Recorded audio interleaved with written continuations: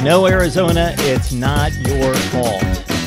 Mark Rogers TV, the voice of college football, breaking down the schedules across the nation in the Power 5 and the major independents. We are ranking them from 70 all the way up to number 1.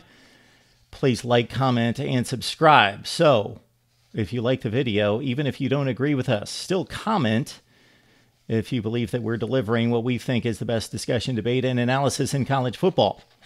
All right. We have ranked 70 through 67. All 4 of those teams place outside the Power 5 in the major independent category. This is the first conference team, and it's Arizona, the Wildcats, and I will explain why it's not their fault.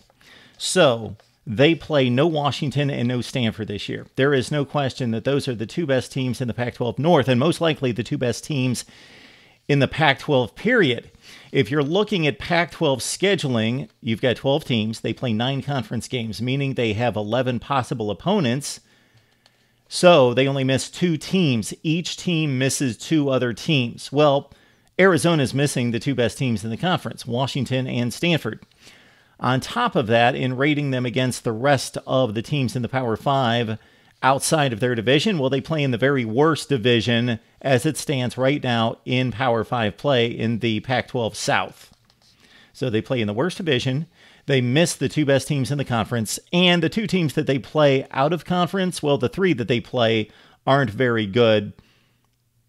They don't play a true Power 5 opponent. They've opened up September 1st against BYU, and when that game was scheduled, BYU was playing some decent football, winning 8 or 9 games a year. We know that the Cougars just fell flat at 3-9 last year. We'll see how good they are this year. Probably a little bit better than that, but not much better. The date at Houston is respectable too. So I'm not blaming Arizona like I have certain teams in the past, like Kansas and Duke way back, and Baylor in recent years, and pretty much for all time, Baylor scheduling poorly. But for Arizona, I understand it. BYU's a decent matchup. Going to Houston's a difficult game. Houston's definitely the best team that they're playing outside the conference, but still a group of 5 game. But Houston, very respectable, playing a lot of games in recent years against the likes of Arizona and Arizona State, and faring very well against Florida State and Louisville as well. So Houston, legitimate game on the road, but BYU and Southern Utah in the other 2 games. Plus, no Washington, no Stanford. You play in the worst division.